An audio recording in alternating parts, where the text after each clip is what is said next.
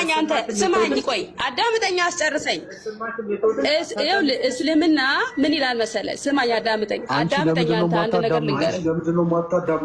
እሱ ለምን አያዳምጠኝም? እኔን እሱ የራሱን ብቻ ሀሳብ እንደሚመቸውና እስካሁን እያንዳንዱ ነብይ እየመጣ ያ ነብይ የተናገረውን ፊደላት እየቆጠረ መናገር አይጠበቅበትም። አገልግሎታቸው ምንድን ነው የሚለው ይታይና በዚያ ይወሰናል። ክርስቶስ አገልግሎቱ ምንድን ነው? እስኪ ንገረኝ። የክርስቶስ አገልግሎት ምንድን ነው? ክርስቶስ የመጣው ወደዚህ ምድር በስጋ የተገለጠው እኔ አምላክ ነኝ አምልኩኝ እያለ አምላክነቱን ልናገር ሳይሆን ለእኛ ካሳ ልሆነን ቤዛ ልሆነን እና ደግሞ ምሳሌ ልሆነን ላስተምረን ነው የመጣው። ከዛ ደግሞ በትምህርት ደግሞ ብዙ ነገር የምንረዳው ነገር አለ። ለምሳሌ አሁን አንተ እናትህ እኔ እናትህ ነኝ ልትልህ አትችልም። እናትህ መሆኗን ታውቃለህ። በምንድን ነው የምታውቃት? ልብስ ታለብሳለች፣ ትንከባከባለች፣ ታቅፋለች ምናምን ነገር ገባህ አይደለ? ስለዚህ ክርስቶስ ወደዚህ ምድር የመጣው በስጋ የተገለጠው እኛን ለማስተማር ምሳሌያችን ለመሆን ቤዛ ለመክፈል ነው የመጣው። ካሳ ለመክፈል ነው የመጣው እና አምላክ ነኝ አምልኩኝ ምናምን ልል አይደለም። ብዙ ጊዜ ጥያቄ ትጠይቃላችሁ እና አምላክነቱ ደግሞ በብዙ ጊዜ በንግግሩ ራሱ እንረዳለን። ለምሳሌ እኔና አብ አንድ ነን አለ። ከራሴ ምንም አልናገርም ከአብ እንጂ አለ። አብና ወልድ መንፈስ ቅዱስ ፈቃዳቸው አንድ ነው። ከእኔ ከአብ የተለየ ምንም ነገር አላደርግም ማለቱ ፈቃዳቸው አንድ ነው። አንድ ናቸው። ቃላቸው አንድ ነው። እሺ ሻዳ ኢየሱስ ክርስቶስ እኔ ሰው ነኝ ብሎ በግልጽ ተናግሯል አይደለ? የሰው ልጅ እያለ ይናገራል። ምክንያቱም ከማርያም ስጋ ነስቷል፣ በስጋ ተገልጧል፣ ሰው ሆኗል ብለን እናምናለን። አምላክነቱ ማንክድም ሰውነቱ ማንክድም። የጠየቁሽ ሰላማዊ ነሽ ድንግል አዳምጪ። ኢየሱስ ክርስቶስ እኔ ሰው ነኝ ብሎ በግልጽ አስተምሯል አይደለ? እኮ ሰው ነኝ ማለት ግን አምላክነት የለውም ማለት አይደለም። በሰውነቱ ሙላት አምላክነት አለው፣ በመለኮት አለው።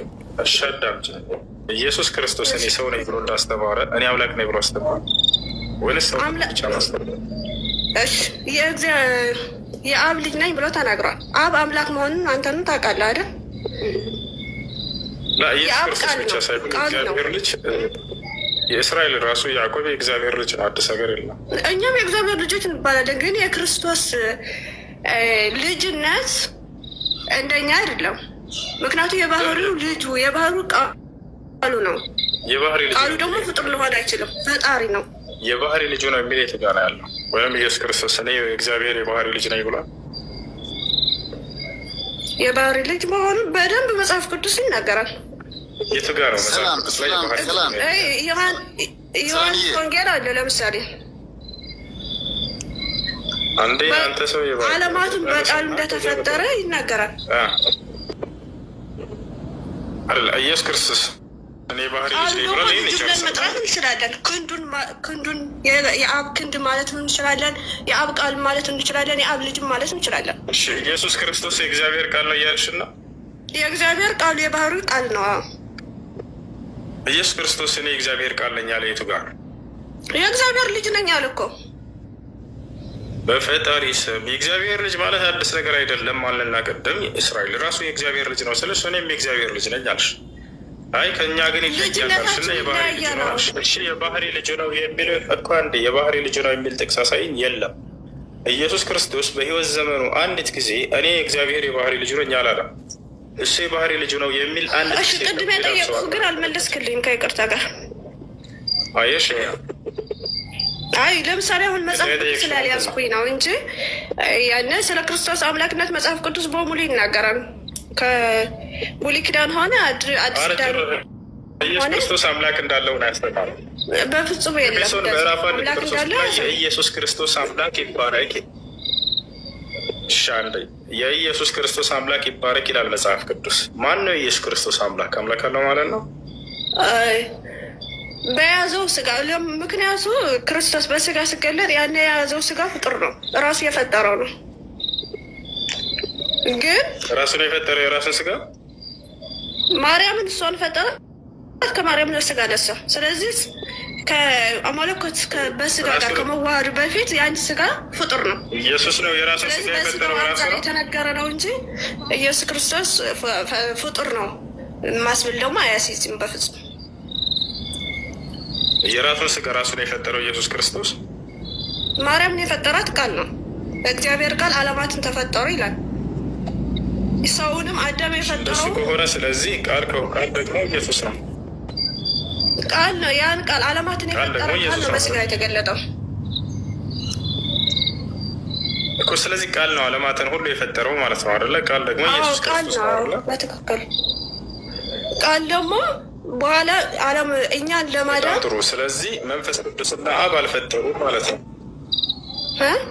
ስለዚህ መንፈስ ቅዱስና አብ አልፈጠሩም ማለት ነው። ቃል ከሆነ ሁሉን የፈጠረው መንፈስ ቅዱስና አብ ቃል ማለት ነው። ፈጣሪ አይደለም። እሺ ቃል ከአብ አይለይማ። የአብ ቃል ነው እኮ። ምክንያቱም እግዚአብሔር የኛ አምላክ ቃል አለው። ኢየሱስ ክርስቶስ ነው ቃል ከተባለ አብ ቃል ነው። አብ ቃል አይደለም። አብ ልብ ነው። አብ ልብ ነው። አብ ቃል ካልሆነ ቃል ነው የፈጠረው ሁሉን ከተባለ ኢየሱስ ነው የፈጠረው። አብና መንፈስ ቅዱስ የሉበትም ማለት ነው። እስቲ ማለት ለመዳማመጥ እንሞክርና የአብ ቃሉ ነው አልኩ። ኢየሱስ ክርስቶስ የአብ ቃል ነው። ቃሉ ደግሞ ከአብ ስለዚህ ሰማይና ምድር የፈጠሩት ማለት ነው በእግዚአብሔር። ስለዚህ ሁለቱም አብረው ነው የፈጠሩት ማለት ነው። ቃል ብቻውን አልፈጠረም ማለት ነው።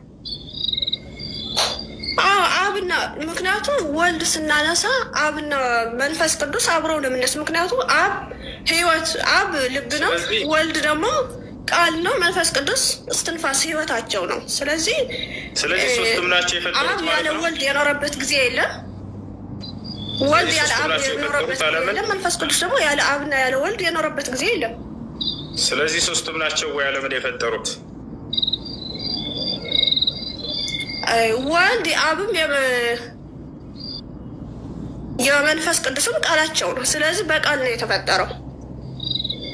ቃል ብቻ የፈጠረው ስልሽ አይደለም አብም አላልሽ። ስለዚህ ሶስት ናቸው ወይ የፈጠሩት ዓለምን እያልኩሽ ነው ማለት። ስለ ሶስትነት አይደለም እያወራ ነው ያለ ነው እንጂ አብ ወልድ መንፈስ ቅዱስ ሶስት አካል ናቸው አይደል? እነዚህ ሶስት አካል እሱ ጥያቄው አውዱን እየለቀቀ ነው። ጥያቄው መጀመሪያ ኢየሱስ ጌታ ነኝ። ስለዚህ ሶስት ፈጣሪዎች ናቸው ያሉት አይደለ? ሶስቱም ፈጥረዋል ወይስ አንድ ብቻ ነው የፈጠረው? የተፈጠረው በቃል ነው አልኩህ። በእግዚአብሔር ቃል ነው የተፈጠረው እኮ። ስለዚህ ቃል ነው የፈጠረው አልሽኝ። ሁሉ በእርሱ ለምሳሌ ልጣለህ አላህ አሁን እግር አለው ትላለህ፣ አይን ጆሮ አለው ትላለህ። እጁን ነው እግሩን ነው ወይስ በምንድን ነው የተፈጠረው ካልኩ፣ ምክንያቱም በቃል አላህ በቃል ነው የፈጠረው ካልኩ ጆሮውንም እጁንም እግሩንም ባቱንም ያው አይነቀልም አሏ። ስለዚህ ሶስት ፈጣሪዎች አሉ ማለት ነው በክርስትና። ሶስት ፈጣሪ አለ፣ ሶስት አካል አለ፣ በመለኮት ግን አንድ ነው። ስለዚህ እነዛ ሶስቱ አካል አሉ አብ ወልድ መንፈስ ቅዱስ ሶስቱም ናቸው የፈጠሩት ዓለምን ወይንስ ወልድ ብቻ ነው ቃል ብቻ ነው የፈጠረው? ቅድም ቃል ነው የፈጠረው ዓለምን አልሽል አይደለ? ስለዚህ እንደሱ ሆነ ቃል ነው የፈጠረ አይደለም፣ በቃል ተፈጠረ ነው ያልኩት። ቃል የፈጠረው አይደለም ነው። ቃልም ፈጣሪ ነው። ፈጣሪ ስለሆነ ነው። ቃልም ፈጣሪ ነው። አብም ፈጣሪ ነው አይደለ? አዎ ፈጣሪ ነው። መንፈስ ቅዱስም ፈጣሪ ነው። አዎ ፈጣሪ መለኮታቸው ግን አንድ ነው። አንድ መለኮት ነው ያለው፣ አንድ ፍቃድ ነው ያለው፣ አንድ አገዛዝ ነው ያለው። ወይ ሶስቱም ፈጣሪ ናቸው አይደለም? ሶስት አካል ነው እንጂ አንድ ሀሳብ ላይ ነው። ሶስት አካል ነው እንጂ ሶስት መለኮት አላልንህም እኮ አይደለም። እሺ አዳምጠህ አብን ፈጣሪ ነው አሉ፣ ወልድም ፈጣሪ ነው፣ መንፈስ ቅዱስም ፈጣሪ ነው። ግን በግዴታ ራሳቸውን አንድ ናቸው ብሎ ያሳምኗቸዋል። በፍቃድ አንድ ስለሆኑ በመለኮት አንድ ነው፣ በፍቃድ አንድ ነው። እሺ አብ ብቻውን ፈጣሪ ነው ማለት እንችላለን? ያለ ወልድና ያለ መንፈስ ቅዱስ አይነጣጠሉም። ሲጀመር ያለ አብ ወልድ የኖረበት ጊዜ የለም አልኩህ። ያለ ወልድ ደግሞ አብ የኖረበት ጊዜ የለም። አይነጣጠሉም። ስለ መፍጠር ስለ አምላክነት ቆይ አንዴ አብ ብቻውን ያለ ወልድና ያለ መንፈስ ቅዱስ ብቻውን አምላክ ነው ማለት እንችላለን?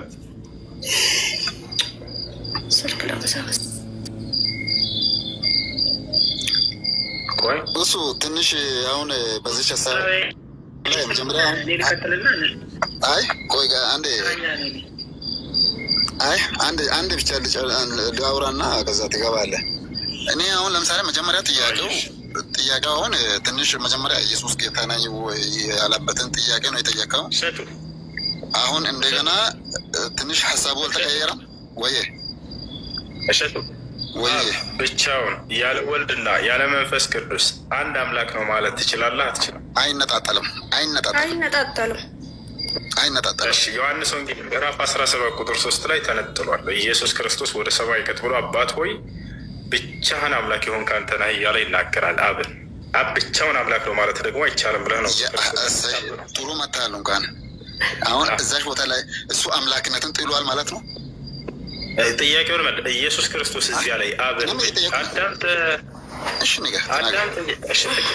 ተናገር። ኢየሱስ ክርስቶስ አብን ብቻህን አምላክ ነህ ብሎታል አላለውም? እዚያ ላይ ታዲያ ስለዚህ የእሱ አምላክነት ጥሏል ማለት ነው። ጥሏል ማለት ነው የራሱ አምላክነትን የለም። ጥሏል በልና ጥሏል። አብ ነው አምላክ፣ አብ ብቻህን አምላክ ነህ ብሎታል ኢየሱስ ክርስቶስ ብሏል አላለውም? እኔ አምላክነትን ጥያለሁ ብለውን አሳየኛ።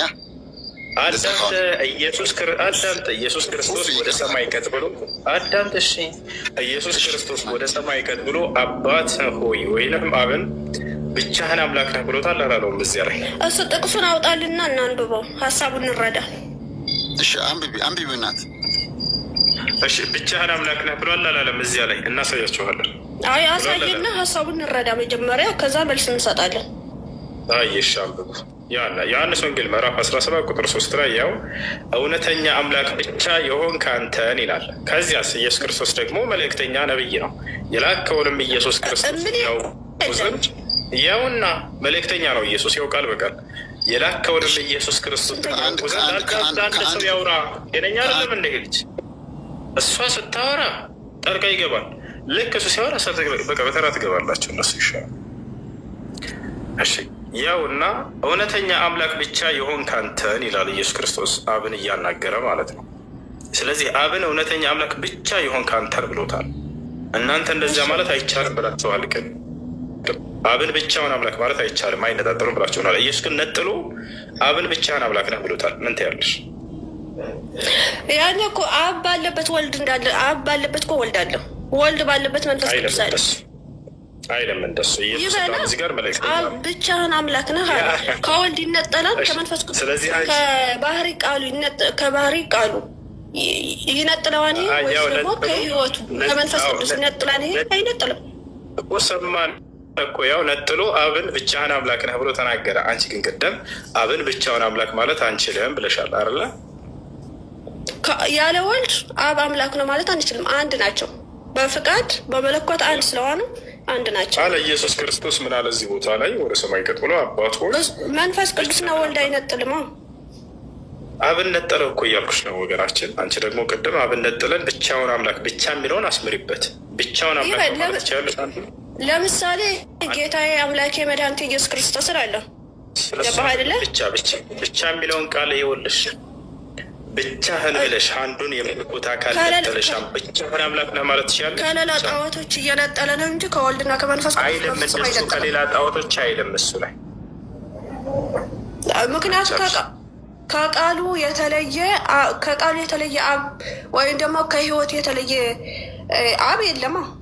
ምክንያቱም አንድ ናቸው። ቃሉ ማብራለ ህይወቱ ማብራለ። እሺ አሁን አንቺ እንደ ኢየሱስ ማለት ትችላለሽ? ብቻህን አምላክ ነህ አብ ማለት ትችላለሽ? ማለት ትችላለሁኝ። ምክንያቱም ወልድና መንፈስ ቅዱስን ግን አንነጠልም። ብቻውን አምላክ ነው አብ ብቻ ማለት ነው ማለት ነው። መነጠል እኮ ነው። ቃሉ አለ አብሮ ይጠራል።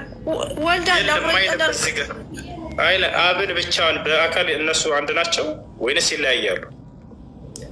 ስለ መለኮት ነው እያወራን ያለ ነው። በአካልማ ይለያያሉ። ስለ መለኮት አይደለም። ስለ አብ ወልድ መንፈስ ቅዱስ እንደዚህ አካል ናቸው አይደለ? ወይንስ ሶስቱም መለኮቶች ናቸው? ሶስት መለኮት ብለን አናምንም ቤተክርስቲያናችንም። ስለዚህ እነዚህ በአካል ሶስት ስትይ ጊዜ ማን ማን ናቸው? በአካል ሶስት ለምሳሌ አምላኬ አቡ አምላኬ፣ ምክንያቱም ኢየሱስ ክርስቶስ አምላኬ እላለሁ። ከአብና ከመንፈስ ቅዱስ ግን እየነጠልኩት አይደለም። እሱም ጥያቄን አዳምጪኝ። በአካል ስንት ናቸው ስላሴዎች? ሶስት። ማን ማን ይባላሉ? አብ ወልድ መንፈስ ቅዱስ። ስለዚህ እነዚህን በአካል ነው ነጥሎ ኢየሱስ ክርስቶስ አብ ብሎ አብን እየጠራ እያለ በአካል ነው ወይስ በአካል እያለ ነው ወይስ አብ የሚለው በአካል ነው ብለሽናል። አብ ወልድ መንፈስ ቅዱስ በአካል ሶስት፣ እነዚህ አብ ወልድ መንፈስ ቅዱስ ይባላሉ። አምላክ እንላለን። አብን ነው ነጥሎ እኮ ያንን በአምላክነት ብቻህን አምላክ ነህ እያለው ነው እሱ አምላክ እንላለን። አብ ለምሳሌ በአካል ብቻ በነበረ ለብቻው ነው እንላለን። ግን መለኮት ደግሞ ከወልድና ከመንፈስ ቅዱስ ከአብ የተነጠለ አይደለም። ምክንያቱም ብቻህን አምላክ ነህ እንለዋለን። ብቻህን አለው እሱ አብን ብቻህን አምላክ ነህ። አንቺ ለምሳሌ መንፈስ ቅዱስን ብቻህን አምላክ ነህ ማለት ትችላለሽ? ምክንያቱ እኔ እኮ ለወልድም ሆነ ለመንፈስ ቅዱስም ሆነ ለአብም ሆነ ስነገር አምላክነቱ ወልድም አይነጥልም፣ መንፈስ ቅዱስም አይነጥልም፣ አብም አይነጥልም። ጥያቄውን አዳምጪ። ምንድን ነው ያልኩት? አንድ ገቤለኝ እስኪ ከኔ ጋር እሺ። ምንድን ነው ያልኩት እኮ? አብ ብቻህን አምላክ ነህ አለ ትላለህ። አዎ ልክ እንዲሁ መንፈስ ቅዱስ ብቻህን አምላክ ነህ የሚላለ መጽሐፍ ቅዱስ ላይ የለም።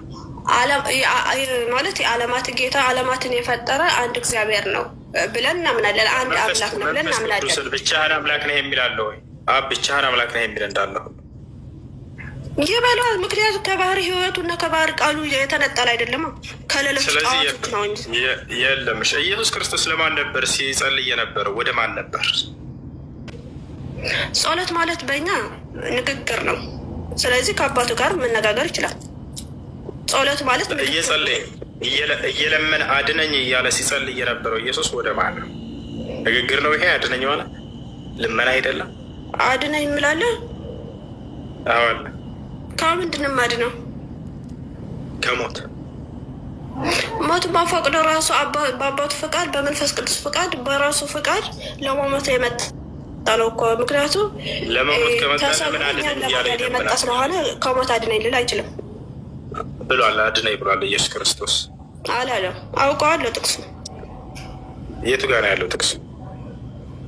ምክንያቱም አንተን የምትለውን አውጣው፣ እኔ የምለውን የቱ ጋር ነው ያለው? አታውቂውም? የቱ ጋር ነው ያለው? እሺ አውጣና ሳየኝ አንተ። ስለዚህ አታውቂውም። ለምን አታውቂውም? አውቃለሁ ያለሽ እሺ አውጣውና ሳየኝ። ምክንያቱም ያነበብኩትን ሌላ ክፍል ሊሆን ይችላል፣ ያለውም ሊሆን ይችላል። እሺ አውጣውና ሳየኝ። ስናሳይሽ ደግሞ እሱ ራሱ ነው። እሺ አምላክ ሆኖ ተብሎ አስቡት አድነኝ እያለ ሲለምን ዮሐንስ ወንጌል ምዕራፍ 12 ቁጥር 27 አውጣለት አንድ ረመዳን። ዮሐንስ ወንጌል ምዕራፍ 12 ቁጥር 27 አድነኝ እያለ ይለምናል ኢየሱስ ክርስቶስ። ደንግጣለች። አድነኝ የሚል አይልም በፍጹም ብላለች አይደለ? ያው ኢየሱስ ክርስቶስ አድነኝ ይላል። ዮሐንስ ወንጌል ስለ መለኮቱ እንደተናገረው ሁሉ እኮ ስለ ሰውነቱ የተናገረው ብዙ ክፍል አለ። ታይ ቃል ሊመጣ ስለአሁን ለብለብ አይበልሽ። ያው እና 27 ሀሳቡ እንረዳ። አይሽ 27 ምን ትላለች? ድምፅን ከፍ አድርጊያታ። 27 ነው አንብቤ። አሁን ነፍሴ ታውካለች ለምን ስላለው አባት ሆይ ከዚህ ሰዓት አድነኝ። ነገር ግን ስለዚህ ወደዚህ ሰዓት መጣሁ። አባት ሆይ ስምህን አክብረው።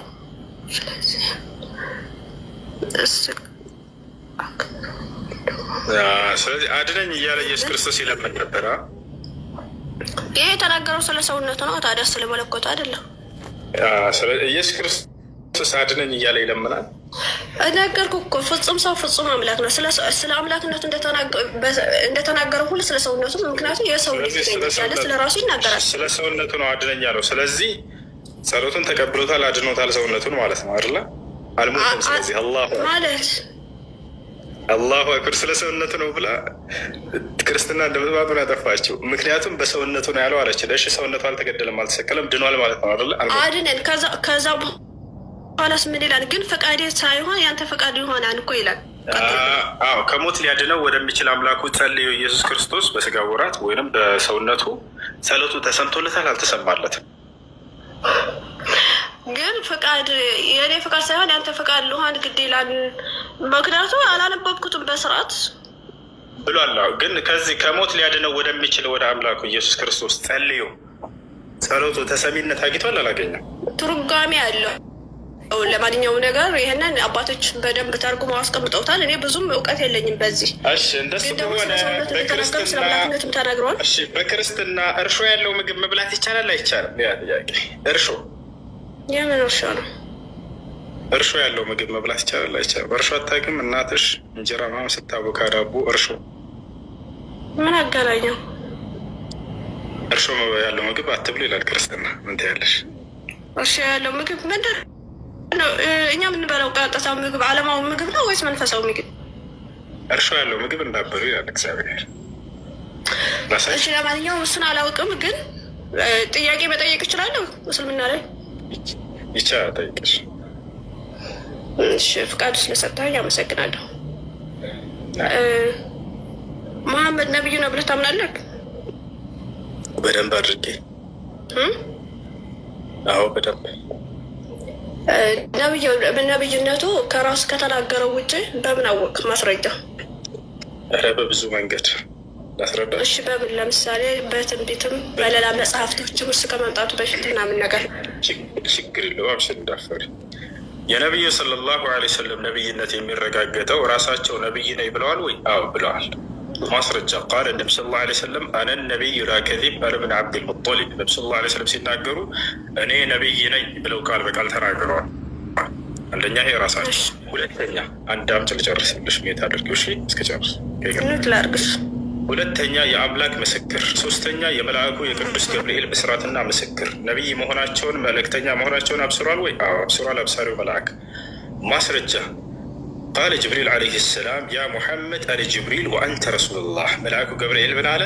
ሙሐመድ ሆይ እኔ መልአኩ ገብርኤል ነኝ አለ።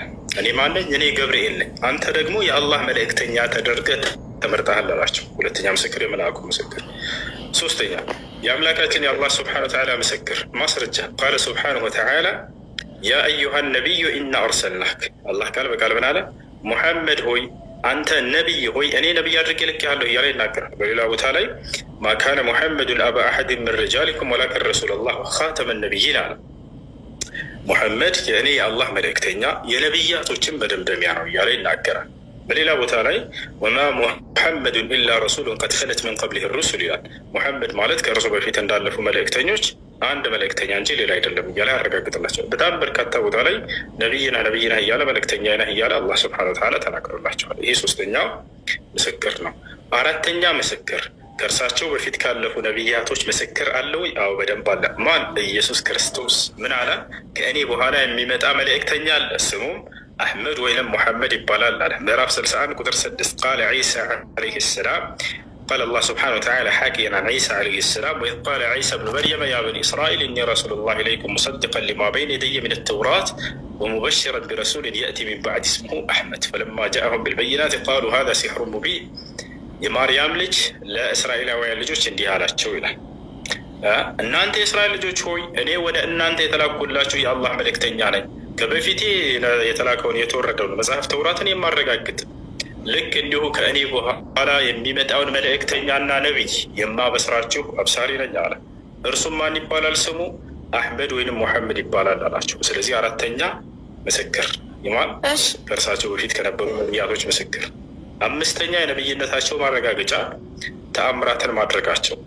ተአምራትን ማድረጉ አንድ ነቢይ የነቢይነቱ ማረጋገጫ ገዛቸዋል። ሌላኛው ትንቢቶችን መናገራቸው ስድስተኛ። ሰባተኛን ጨምር ይበቃል። አይ ይበቃል። ግን አሁን በሰጣኝ መረጃዎች ሁሉ ጥያቄ አለኝ። ለምሳሌ ጅብሪል ስለ ነቢይነቱ አረጋግጦለታል ብለኸኛል አይደል? ካልዋሽ ማለት ካልተሳሳትኩ። እሺ እኔ ከአላህ የተላኩኝ መልእክተኛ ነኝ፣ እኔ ገብርኤል ነኝ ብሎ ስናገር ለመሐመድ ስናገር ማስረጃ ያየ ሰው አለ ወይስ መሐመድ የነገረህን ነው? ለምሳሌ እንደዛ ብሎ ገብርኤል ለመሐመድ ሲነጋገሩ የሰማ ሰው አለ ወይስ መሐመድ መጥቶ እንዲህ አለኝ ገብርኤል ብሎ የነገረህን ነው? አንደኛ ሌላ ሰው ሶስተኛ ወገን መኖር አለበት የሚለው መስፈርት ስህተት ነው። ምክንያቱም መሐመድ ራሱ ነው አላህ ነገረኝ ጀብሪኤል ነገረኝ እያለ እኔ ነብይ ነኝ እያለ ማወራውን ከመሐመድ ሰምታችሁ ነው። ግን የመሐመድ የተናገረው ትክክለኛ ለመሆኑ ማስረጃ ያስፈልጋል። ከሶስተኛ ከአራተኛ ወገን ግዴታ ነው። ማስረጃ ለዚህ መስፈርትሽ ግዴታ ነው ያልሽው ይሄን ከየት አገኘሽ? ከየት አገኘሽው? ምክንያቱም ማስረጃ ሲባል ለምሳሌ ንገርህ። አሁን ለምሳሌ ሰርቀሻል ከተባልኩኝ ወይም ዘሙተሻል ከተባልኩኝ አልዘመትኩም እላለሁ። ማስረጃ አንጭ ሲባል ማስረጃ ማቅረብ አለብኝ። በጣም ጥሩ። እንደሱ ሶስተኛ ወገን መኖር አለበት። መልአኩ ሲገለጥ ለነቢዩ መሐመድ ሰለላሁ ዐለይሂ ወሰለም የሚለውን መስፈርት መልአኩ ገብርኤል ወደ ማርያም ተገልጦላት ክርስቶስ ኢየሱስ እንደምትወልድ አብስሯት አለ አይደለ? ሰላም ነሽ? አብስሯት። በጣም ሶስተኛ ወገን የነበረ አንድ ምስክር አምጪልኝ። የሳኔ ገብርኤል እኔ አሁን እኮ መጽሐፍ ቅዱስ ላይ አይደለም ገብተህ ጥያቄ በጥያቄ መስፈርቱን ከየት ይኸውልሽ፣ አዳምጪ። ይሄ መስፈርት ስህተት ነው። ከየት ነው ያመጣሽው ይሄ መስፈርት አልኩሽ። አይ መኖር አለበት። ለምሳሌ አንድ ሰው ለሌላ አካል ሲገለጥለት መልአኩ ለአንድ አካል ሲገለጥ መኖር አለበት ሶስተኛ ወገን አልሽ። መስፈርት አለ ወይ? ላ የለም። በቁርአንም በመጽሐፍ ቅዱስ በየትኛውም ዓለም መስፈርት ላይ አታገኘው። ቆይ አዳምጪ። ይህን መስፈርት አንቺ ያመጣሽውን መስፈርት እሺ ማስረጃ ከሌለሽ እሺ አንቺ በዚያ ላይ ቆመሽበታል ወይ ብለን ስናይ ጊዜ መጽሐፍ ቅዱስ ላይ ሂደን ገብርኤል ለማርያም ሲገለጥ አዳምጪ ሲጭንሽ ትልቁ ላይ ነሽ ነው ከፍተሽ አሳየ። ገብርኤል ለማርያም ሲገለጥ ነበረ ሶስተኛ ወገን። ለምሳሌ ቆይ ልንገርህ፣ እመቤታችን ገብርኤል መጥቶ ሳበስራት ከመጀመሪያውንም ነቢዩ ኢሳያስ ተናግሯል። ምክንያቱም ድንግል በድንግልና ትወልዳለሽ ብሎ ትንቢት የተነገረላት ነው። ከዛ በፊትም እሱን አይደለም የጠየቅኩት። ገብርኤል ለማርያም ሲገለጥላት እሱን አልጠየቅኩም። ገብርኤል ለማርያም ሲያናገራት ሲገለጥላት ጊዜ የነበረ ሶስተኛ ወገን አንድ ሰው ወረበል ካዕባ በአላህ ስምላለሁኝ አንዲት ምስክር የለም። ስለዚህ በራሷ ባመጣችው መስፈርት ለምሳሌ ከዛ ስለመቤታችን ብንጠይቅ ልንገርህ አዳምጠኝ። ለምሳሌ ገብርኤል መጥቶ አላበሰራትም። ምክንያቱ የአይን አማኝ ታማኝ ወይም ደግሞ የሰማ ሰው የለም ብለን እሱን መክዳት እንዳንችል ከዛ በፊት ኢሳያስ በትንቢት ተናግሯል። ስቀጥል ደግሞ ብዙ ነገሮች በትንቢት ተናግሯል። ኢሳያስ ድንግል በድንግልና ትጸንሳለች ብሎ ተናግሯል። ከዛ ደግሞ ዮሴፍ የሚባለው ጠባቂዋ የነበረው ከዛ በፊት ኢሳያስ ማርያም የምትባል ሴት አያውቅም። ኢየሱስ የሚባለውንም ሰው አያውቅም። ስማ መጽሐፍ ቅዱስ ስለማላውቅ ነው እንጂ እሱን የሚነግሩሽን ጥቅስም ባውቀዋለሁ። እነሆ ትጸንሻለሽ፣ ወንድ ልጅንም ትወልጃለሽ፣ ስሙንም አማኑኤል ትይዋለሽ ምናምን እሱን ኢሳያስ የተናገረው ኢሳያስ 9:6 አለ። ሌላ ቦታ ኢሳያስ 7:14 ላይ ያለ እነሱ ጥቅሶች ናቸው የሚነግሩሽ። ከዚህ አያልፍም። አሁን ግን ጥያቄው ምንድን ነው? ገብርኤል ለማርያም ሲገለጥ እንደዛ ተነግሯል። ሁለተኛ ደግሞ ገብርኤል መጥቶ አብስሯታል። ሶስተኛ ደግሞ ዳምጪ ገብርኤል ለማርያም ሲገለጥላትና ኢየሱስ እንደምትወልድ ሲያበስራት የነበረ አንድ ሰው አምጪ ነው። አለቀ በቃ። ሌላ አይደለም። እዚሁ ጋር ያልቃል ክርስትና። ራሷ ባመጣችው መስፈርት ውሃ በላ ክርስትና። ኧረ እባክህ ተው። እነሱ ክርስትና በእኔ አይለካም። ሲጀመር እኔ አንድ ተማሪ ነኝ። ገባህ አይደለ? አስተማሪ ነኝ ብዬ አይደለም። ቤት ስራ ልስጥሽ። እሺ እኔ ቤት ስራ ልስጥሽ። የራስህን ግን እስልምና ላይ ቆመህ የራስን አስረዳኝ ስልህ መደበቂያችሁ ሁሉ የመጽሐፍ ቅዱስ ነው፣ ክርስትና ላይ ነው። አዳምጪ። እሺ የቤት ስራ ልስጥሽ። ወሬውን ተይውና ወደ ቄሶችሽ ጋር ሂጂና ቅዱስ አንድ አካል መልአኩ ገብርኤል ለአንድ አካል ሲገለጥ ሶስተኛ ወገን መኖር አለበት ብላችሁናል። ለማርያም ገብርኤል ሲገለጥላትና ኢየሱስን እንደምትወልድ ሲያበስራት የነበረ ሶስተኛ ወገን ስያቸው ብለውኛ ብዬ አላወራሁም። እዚህ እኔ ራስህን ነው እየጠየቅኩ ያለሁ። ቀጥታ ግን የት ነው የገባው? መጽሐፍ ቅዱስ ላይ ነው የገባው። አዳምጪ። ቀጥታ መጽሐፍ ቅዱስ ላይ አልገባሁም። እየሰሙ ነው። ለሁሉም እንዳለ ከቁርአን ማስረጃ ከሐዲስ ማስረጃ የሰጠዎች ነበር። ቀጥታ መጽሐፍ ቅዱስ ላይ ያዘውና አንይዘውም። ቆይ አንዴ የቤት ስራ ይዘሽ ትሄጃለሽ። ቀጥታ ሄደሽ አሁን ቄሶች ይሻል ነገ ይህን መልስ ይዘሽ እንድትመጪ ወይ በየትኛውን ጊዜ ቅዱስ ገብርኤል ለማርያም ሲገለጥላትና ኢየሱስን እንደምትወልድ ሲያበስራት የነበረ አንድ ሶስተኛ ወገን ስጡኝ፣ ካልሆነ አልፋታችሁም ባያቸው። ያ ከሌለ ስለዚህ ወደ ማርያም አልተገለጠም ማለት ነው ገብርኤል። ያ ከሆነ ደግሞ ኢየሱስ የሚባል ሰው የለም ማለት ነው። ያ ከሆነ ደግሞ ክርስትና የሚባል የለም። ችግር አለ ይዘሽ ከዛ በፊትም መልካም ጊዜ ዴቭ ሰላም